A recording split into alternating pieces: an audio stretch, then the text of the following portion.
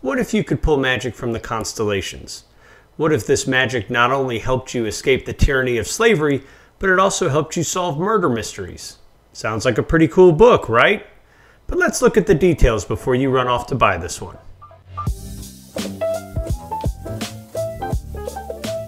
Hetty and Benji are a married couple in post-Civil War era Philadelphia. They are very respected members of their community. See, Hetty and Benji can use magic to do all sorts of things. What are those things?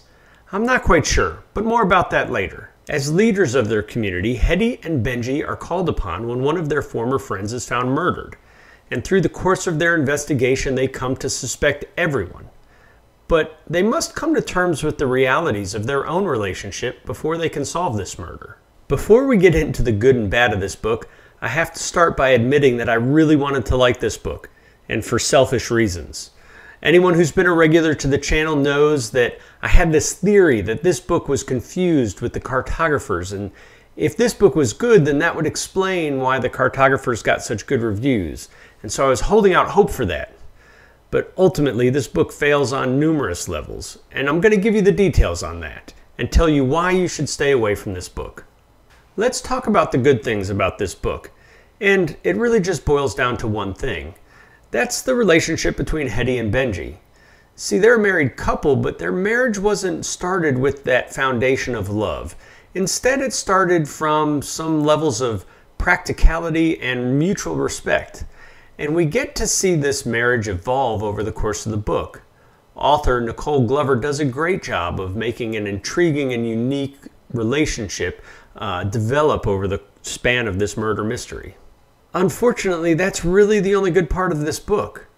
Let's look at all the reasons why I really didn't like it. First, let's start off by looking at the magic system. Now, there's nothing inherently wrong with the magic system.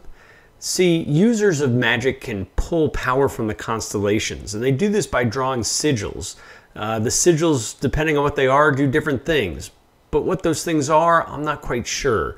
And what's the difference between drawing this sigil in the dirt or in the air or having it embroidered on your collar like Hetty does? Hetty embroiders several of these sigils on her collar, and I think that's so she can call on them more quickly, but I'm not quite sure. And the real big problem with this is that we never get to see what the extent of the power or what the limitations are to this magic system. Look, I don't mind magic systems not being fully fleshed out. I think this is true of the Dresden Files. That magic system is not fleshed out really at all, at least in the first book.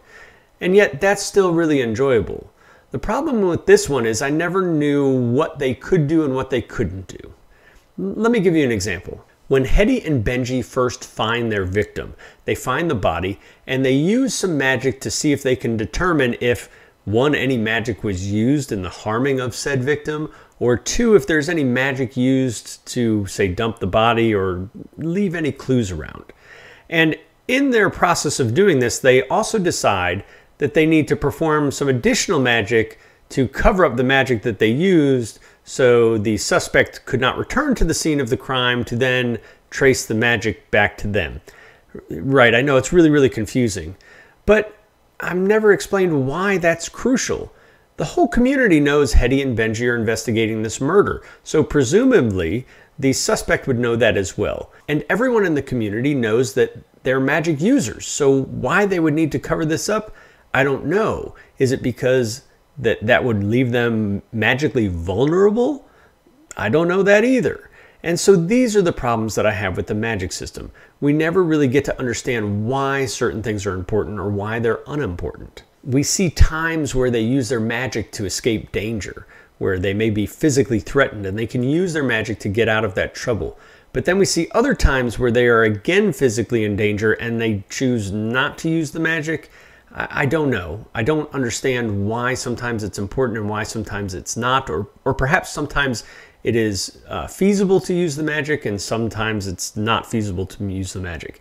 And so that never became clear throughout the entirety of the book. Oh, and one other thing. Sorcery is bad. Why? Don't know. That's literally the extent of the explanation for why sorcery is bad. But even if you remove my concerns with the magic system, this book is still fundamentally flawed. For example, if we look at the characters, they all feel really interchangeable, except for Hetty and Benji. Everyone outside of them feels like kind of a cookie-cutter character. Sure, there's one who's a socialite and another who brews potions, and then there's one who's a healer. Yes, but that's their job. That's not the way they behave. That's not their characteristics. Really, outside of those defining characteristics, they're interchangeable in the way they behave and the way they act. And this leads us to a problem with the story in that Hetty and Benji just come to suspect everyone. Not for any real clues, not for any real suspicions, but because they assume everyone's motivations are the same. And so the dialogue between the two of them kind of repeats through this cycle of, do you think they could have done it? Yup. What about this other person? Yup. What about this third person? Yup. And it just kind of perpetuates like that throughout the story. And to make matters even worse, the person who actually did it, they're the ones that Hetty and Benji suspected the least. And I don't know if that's an attempt to throw us a major twist, a major reveal, but it really, really fails. And there's very little tension throughout this entire book. Even in those few times where the author tries to establish a tension-filled moment, it's resolved in like one sentence. For example, Hetty is sneaking through an area and suddenly she's held at gunpoint. And the gunman calls out to her, "Freeze, I'm going to shoot you," or something like that. And Hetty is in danger. And I was like, uh-oh, let's see what happens. But don't worry, Hetty recognizes the voice. It's just her best friend. A common misunderstanding. Tension over. Look, the bottom line is this book just isn't very good. I would largely recommend you stay away from it. If you found this video even mildly helpful, please consider giving it a like and subscribing to the channel. Additionally, you can follow me on Goodreads to see what I'm reading and what I'll be reviewing on this channel in the near future. We do one review every week on this channel.